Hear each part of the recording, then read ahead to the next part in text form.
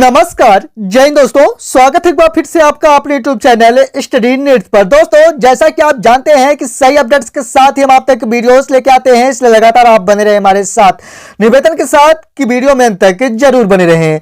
दोस्तों, नियमितीकरण का जो मुद्दा है काफी दिनों से चल रहा है, जैसा कि आप जानते हैं, और अतिथि शिक्षक अपने नियमितीकरण के लिए लगातार संघर्षरत हैं। लेकिन मैं आपको बता दूं कि अब तक के जो परिणाम है निश्चित तौर पर कह सकते हैं कि आपके लिए सुखद नहीं है, और लगातार आपके इस तरह से संघर्षरत निश्चित तौर पर कह सकते हैं कि आगे चलकर आपके लिए कुछ अच्छी अपडेट्स देने को मिलेगी। लेकिन फिलहाल मैं अगर बात करूं आज की स्थिति के अनुसार, तो नियमितीकरण का मौका तो निश्चित तौर पर आगामी समयों में आपको देखने को मिलेगा। जैसा कि आप जानते हैं कि राजस्थान सरकार की ओर से अतिथि शिक्षकों के पक्ष में फैसला लिया गया अभी हाल ही में, और वहां पर अतिथि शिक्षकों को स्थिर करते हुए मानदेय फिक्स किया गया और एक निश्चित रूपरेखा यानी एक निश्चित समय अवधि बनाते हुए उनके मानदेय में वृद्धि किए जाने के लिए फैसला लिया गया।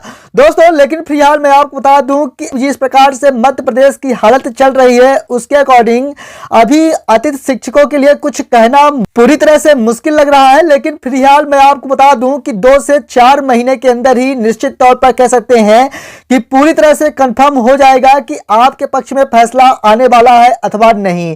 जैसा कि आप जानते हैं कि नियमितीकरण को लेकर काफी लोग संघर्षरत है या पूरे अतिथि शिक्षक संघर्षरत है लगातार, लेकिन बार बार निराशा ही देखने को मिल रही है, जैसा कि आप जानते हैं। लेकिन मैं आपको बता दूं कि पूरी तरह से कंफर्म है कि जनवरी तक आपके पक्ष में डिसीजन आने वाला है, निश्चित तौर पर कह सकते हैं। लेकिन दोस्तों, अगर नियमितीकरण का लाभ आपको दिया जाता है तो क्या जितने भी अतिथि शिक्षक कार्यरत है उन सभी को इसका लाभ दिया जाएगा, चाहे वह पुराने हो या फिर नए? दोस्तों, निश्चित तौर पर कह सकते हैं कि ऐसा नहीं होगा, क्योंकि यहां पर कुछ नियमों के साथ ही आपको नियमितीकरण का लाभ दिया जाएगा। क्योंकि जैसा कि आप जानते हैं कि काफी अतिथि शिक्षक ऐसे हैं जो इसी सत्र से अभी स्कूलों में अपनी ज्वाइनिंग लिए हैं, तो निश्चित तौर पर कह सकते हैं कि उनको इस पर शामिल नहीं किया जाएगा या फिर नियमितीकरण का लाभ अभी फिलहाल नहीं दिया जाएगा, निश्चित तौर पर कहा जा सकता है। लेकिन दोस्तों, आखिरकार किन शर्तों पर आपको नियमितीकरण का लाभ दिया जा सकता है, इसके बारे में अगर मैं बात करूं, क्योंकि जैसा कि आप जानते हैं कि अतिथि शिक्षकों की संख्या पहले तो लगभग 45,000 थी, जैसा कि आप जानते हैं। लेकिन अब जहां तक संभावनाओं की बात करें तो 25,000 से 30,000 अतिथि शिक्षक ही शेष हैं अब स्कूलों में, जैसा कि आप जानते हैं। लेकिन मैं आपको बता दूं कि सभी को नियमितीकरण का लाभ मिलना काफी मुश्किल लग रहा है। वजह यह है कि कुछ शर्तों के साथ ही आपको नियमितीकरण का लाभ दिया जाएगा, निश्चित तौर पर कह सकते हैं। क्यों दिया जाएगा, इसके बारे में बात करूं तो जैसा कि आप जानते हैं कि नई शिक्षा नीति लागू की जानी है और वही शिक्षक स्कूलों में अपनी सेवाएं देंगे जो पात्रता परीक्षा उत्तीर्ण हो या फिर उनकी योग्यता रखते हो, यानी शिक्षक बनने की योग्यता रखते हो। दोस्तों, निश्चित तौर पर कह सकते हैं कि अगर आप अतिथि शिक्षक के रूप में अपनी सेवाएं देते आ रहे हैं तो निश्चित तौर पर आप योग्य हैं, यह स्पष्ट कहा जा सकता है। लेकिन दोस्तों, इस पर भी कुछ टर्म और कंडीशंस के साथ ही आपको नियमितीकरण का लाभ निश्चित तौर पर दिया जाएगा। जैसे आपके पास डीएड या बीएड के साथ पात्रता परीक्षा उत्तीर्ण होना आपको कंपलसरी रखा जाएगा, या फिर सीटेट आपके पास उत्तीर्ण होना कंपलसरी है। दोस्तों, जैसा कि आप जानते हैं कि अभी हाल ही में अनुकंपा नियुक्ति में भी यहां पर संशोधन किया गया है, और अनुकंपा नियुक्ति का लाभ उन्हीं को दिया जाएगा जो पात्रता परीक्षा उत्तीर्ण कर चुके हैं या फिर सीटेट उत्तीर्ण कर चुके हैं या फिर किसी भी राज्य का पात्रता परीक्षा उत्तीर्ण कर चुके हैं। उन्हीं को यहां पर शिक्षक माना जाएगा अगर वे अनुकंपा नियुक्ति में आ रहे हैं तो दोस्तों, स्पष्टतः कह सकते हैं कि अतिथि शिक्षकों में भी यह टर्म और कंडीशंस निश्चित तौर पर रखी जाएगी कि आपके पास डीएड या बीएड के साथ पात्रता परीक्षा उत्तीर्ण निश्चित तौर पर होंगे तो ही आपको यहां पर नियमितीकरण का लाभ दिया जाएगा, निश्चित तौर पर कह सकते हैं।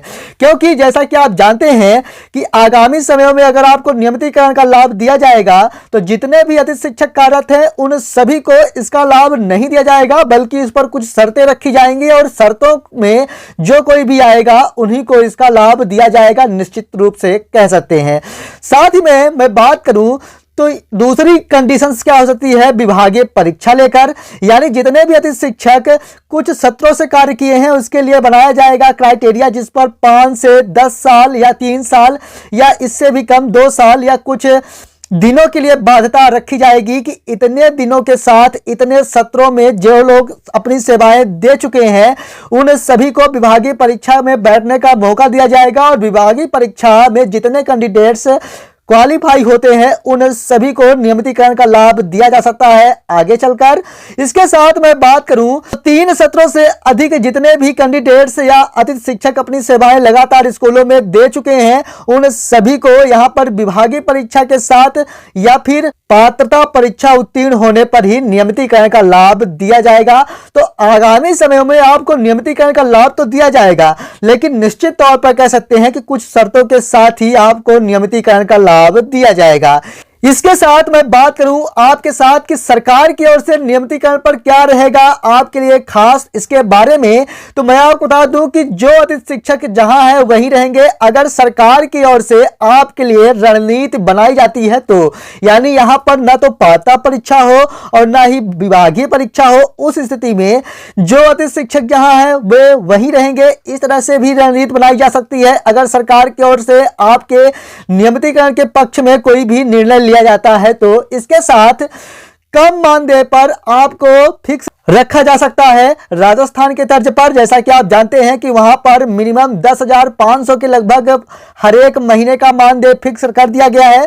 साथ ही में कुछ सालों में नियम बनाते हुए मानदेय में भी वृद्धि की जा सकेगी। जैसे मान लीजिए आज दिनांक से आपको अगर 10,000 रुपए में फिक्स कर दिया जाता है तो उसके लिए बना दिया जाएगा रूल कि 3 साल या 5 सालों में आपका मानदेय 2 से 4,000 रुपए बढ़ाया जाएगा। तो कुछ इस प्रकार से भी नियम बनाए जा सकते हैं। तो दोस्तों कहने का तात्पर्य है कि कुछ इसी नियमों के साथ ही आपको आगामी समयों में नियमितीकरण का लाभ दिया जाएगा। कहने का तात्पर्य है कि या तो आपके पास पात्रता परीक्षा हो या फिर सीटेट हो या फिर आपके पास डीएड बीएड के साथ विभागीय परीक्षा में बैठने का मौका भी दिया जा सकता है। कहने का तात्पर्य है कि अगर आपको विभागीय परीक्षा में बैठने का मौका दिया जाता है तो आपके पास डीएड बीएड की अनिवार्यता निश्चित तौर पर रहेगी। साथ ही में अगर आप उसे क्वालिफाई कर लेते हैं तो आपको नियमितीकरण का लाभ दिया जा सकता है।